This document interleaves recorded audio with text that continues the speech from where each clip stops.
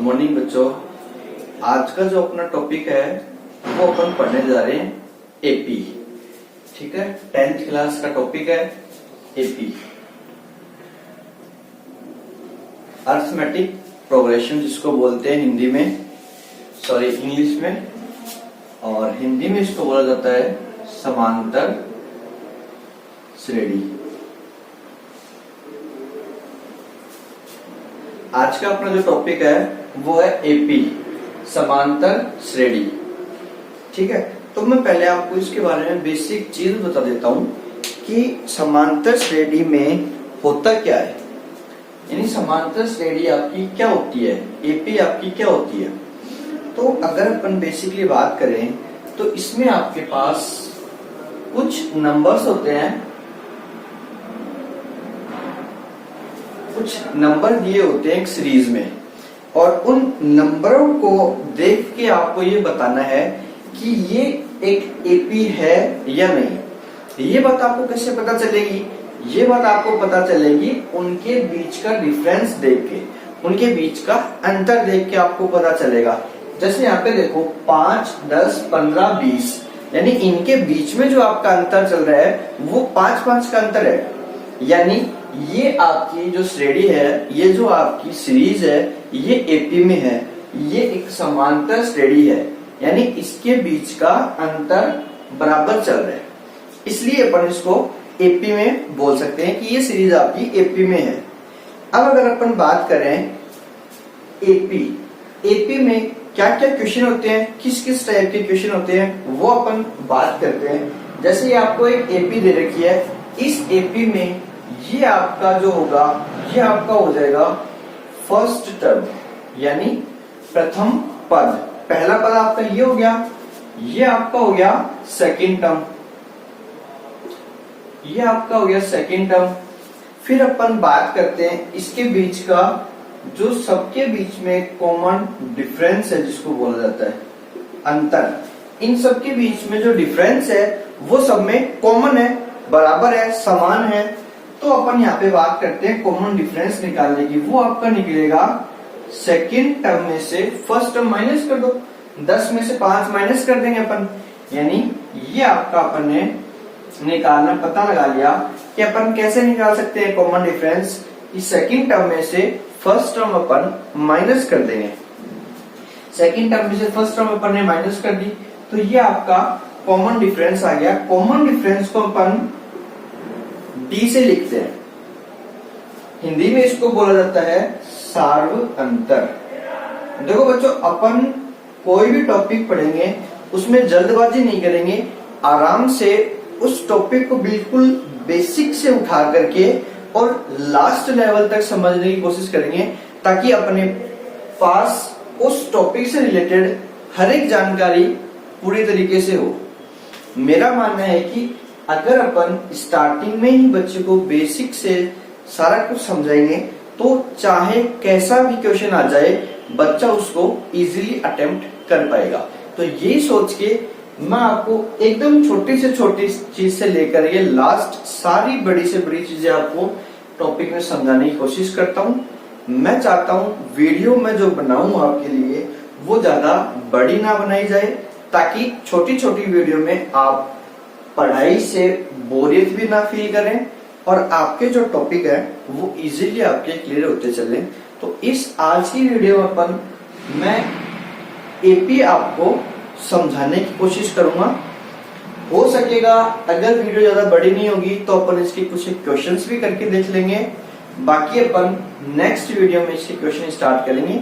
आज जहां तक है मैं कोशिश करूंगा कि आपको इसकी बेसिक चीजें सारी समझा दूं। ठीक है, अब यहां देखो अपन ने डी निकाल दिया 5 इसका डी आ गया। अब एक सीरीज चल रही है 5, 10, 15, 20, तो ये जो 20 है ये आपका क्या है भाई, लास्ट टर्म है ना। ये जो 20 है आपका ये क्या है, लास्ट टर्म। ठीक है, हिंदी में अगर बात करें अपन तो अपन हिंदी में लिखेंगे इसको अंतिम पद। अंतिम पद जो भी होता है उसको अपन डिनोट करते हैं एन से। ए एन, कोई भी वैल्यू हो ए एन मतलब लास्ट टर्म, अंतिम पद आपका है यहाँ पे 20। फर्स्ट टर्म प्रथम पद, सेकंड टर्म द्वितीय पद, ये अंतिम पद, बीच में अपन ने डी निकाल लिया। ठीक है, अब देखो जैसे मैं आपको बोला कि आपको इसमें सिक्स्थ टर्म निकालनी है। ठीक है, सिक्स्थ टर्म निकालनी है मतलब छठा पद आपको इसमें निकालना है A6। सीधी सी अगर मैं आपको बात बोलूं, अगर आपको यहाँ पे छठा पद निकालना है तो आपको सबसे पहले फर्स्ट टर्म तो लेना ही लेना है, उसके बाद में जितना आपको पद निकालना है उससे एक कम बार लेके डी कर दो। क्यों होगा देखो, जैसे मान लो मेरे को 20 पे आना है, यानी मेरे को इस सीरीज का चौथा पद निकालना है, तो यहां से काउंट करो, एक बार डी मतलब जो अंतर है उनका वो एक बार जुड़ा, फिर यहां से एक बार और जुड़ गया, यहां से एक बार और जुड़ गया, यानी आपका जो अंतर जुड़ा है वो 3 बार जुड़ा है। 1 2 3 4, 4 बार पद निकालने में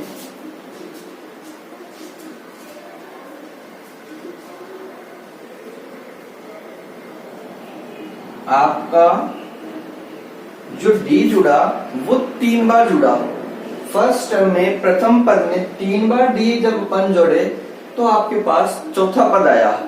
उसी प्रकार मैं आपको समझाने की कोशिश कर रहा हूं कि अगर आपको छठा पद निकालना है तो आपको 5 बार डी जोड़ना पड़ेगा। इसी तरह अगर आपको 10वां पद निकालना है तो कितनी बार डी जोड़ना पड़ेगा? 9 बार डी जोड़ना पड़ेगा आपको।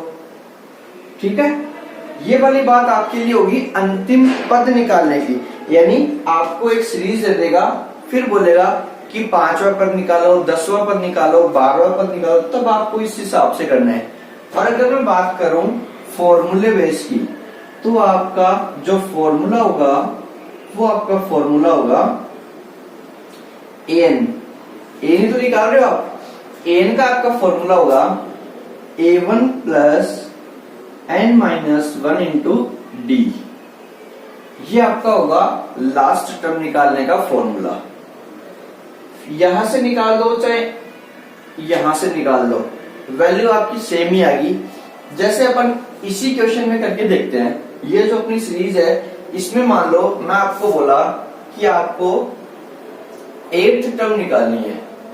ठीक है, आपको 8वां पद निकालना है, तो आपने देखो डी तो निकाल ही दिया 5। अब डी निकालने के बाद में अगर अपन 8th टर्म की बात करते हैं तो 8th टर्म के लिए मेरे को A1 में 7 बार डी जोड़ना पड़ेगा। तो देखो A1 कितना है आपका 5 और डी भी कितना है आपका 5 ही है, तो ये आपका आ गया 5 प्लस 35 यानी 40। ये आपका 40 आ गया। तो कुल कहने का मतलब ये था कि एपी जो है वो आपकी इतनी सी है। मतलब अगर ये आपके बेसिक चीजें समझ में आ गई तो इन्हीं पे सारे क्वेश्चन बेस है आपके। ये थी आपकी लास्ट टर्म निकालने की कि आपको कोई भी एक सीरीज दे दे तो उसके बेस पे आप किस टाइप से आगे के और कोई भी टर्म आपसे पूछ ले अगला तो आप फाइंड कर सकते हो। ठीक है, ये वाली बात मैं उम्मीद करता हूं कि आप लोगों को समझ आ गई होगी। अब अपन इसके आगे चलते हैं।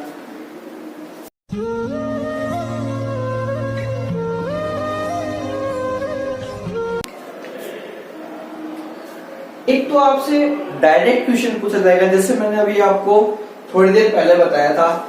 एक क्वेश्चन आपसे पूछा जाता है, जैसे मान लो आपको थर्ड टर्म दे दिया कि आपका जो तीसरा पद है वो तो है 45।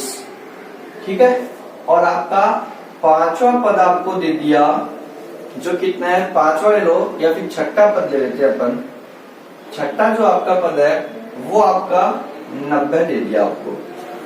ठीक है, तीसरा पद 45, छठा पद 90। फिर आपसे पूछ लिया कि अब आप बताओ कि सेकंड टर्म आपका क्या होगा, द्वितीय पद आपका क्या हुआ। ये भी क्वेश्चन आता है।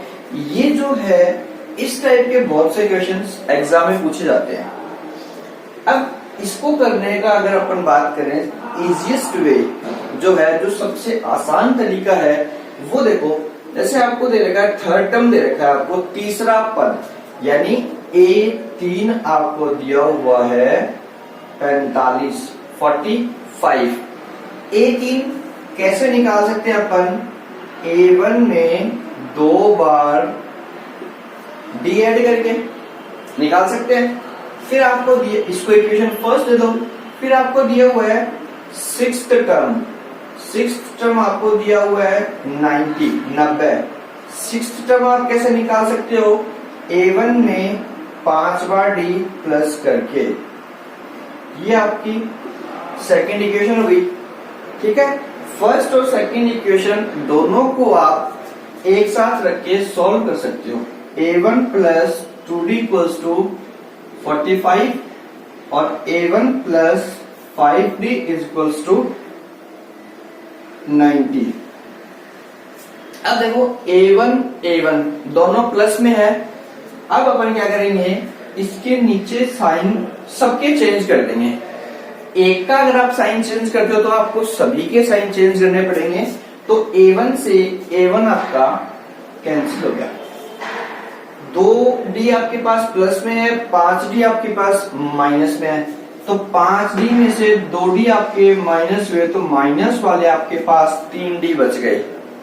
90 में से 45 माइनस हुए तो माइनस का आपके पास 45 बच गया, और आपकी जो D की वैल्यू आई वो आ गई 15। यानी आपका जो अंतर चल रहा है, जो कॉमन डिफरेंस है, वो आपका 15 का है। ठीक है, अब अपन बात करते हैं इस D की वैल्यू इक्वेशन फर्स्ट या सेकंड कहीं पे भी रख दो, तो put the value of D in equation first. Equation first में रखते हैं तो देखो A1 plus 2D equals to 45 है। A1 plus 2D equals to 45। यहां पर D की वैल्यू रख देते हैं, कितनी है? 15।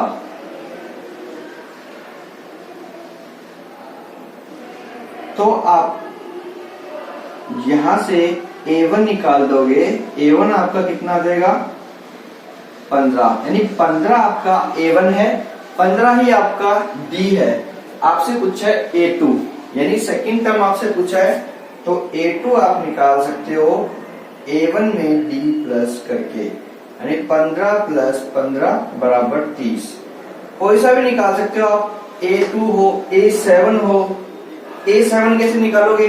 A1 में 60 ऐड करके,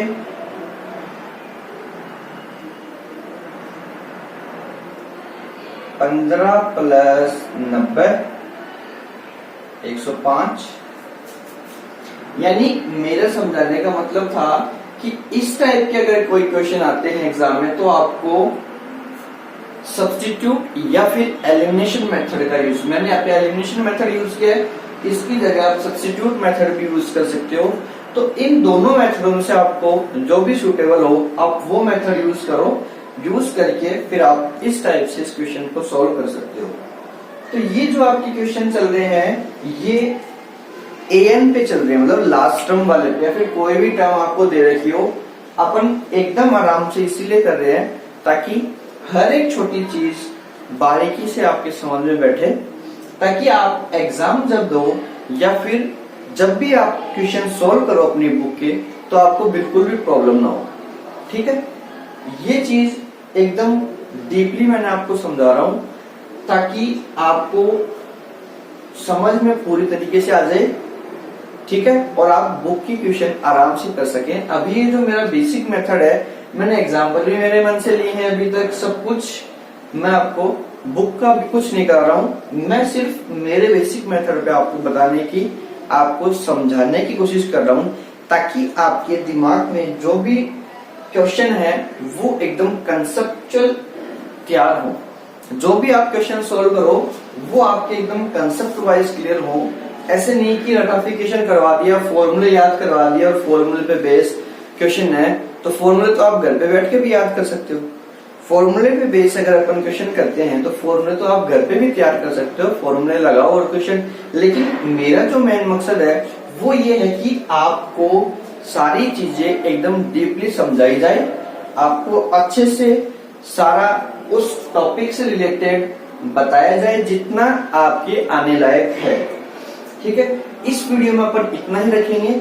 आगे की जो मैं वीडियो बनाऊंगा उसमें मैं आपको क्वेश्चन कराऊंगा और इसकी हर एक टाइप में आपको कवर करवाने की कोशिश करूंगा, ताकि कोई भी क्वेश्चन आए, कैसा भी क्वेश्चन आए, आप गड़बड़ ना करें, आप उस क्वेश्चन को करने से डरे नहीं। आराम से मैं इसलिए करवा रहा हूं ताकि जल्दीबाजी में ना तो आपकी वीडियो समझ में आएगी और ना ही फिर आप मेरी वीडियो को पूरा देखने की इच्छा रखेंगे। ठीक है, इसलिए मैं कम बता के एकदम डीपली आपको बताने की कोशिश कर रहा हूं ताकि आपको अच्छे से समझ में आए, आप इस चीज को समझिए। फिर अपन नेक्स्ट वीडियो में बताएंगे आपको कि और कौन कौन से टाइप के इससे क्वेश्चंस बन सकते हैं। फिर मैं आपको बुक के भी क्वेश्चन करवाऊंगा और बुक के अलावा भी मैं आपको क्वेश्चंस करवाने की कोशिश करूंगा। ठीक है, तो आज का वीडियो अपना यहाँ तक ही है। अगले वीडियो में मैं आपको बताऊंगा और किस किस टाइप के क्वेश्चंस इसमें आ सकते हैं। जब तक के लिए आप क्वेश्चन निकालिए अपनी बुक से, प्रैक्टिस कीजिए और अगर कोई डाउट हो तो आप मेरे को बताइए, मैं आपके डाउट को क्लियर करने की पूरी कोशिश करूंगा। Okay, thank you.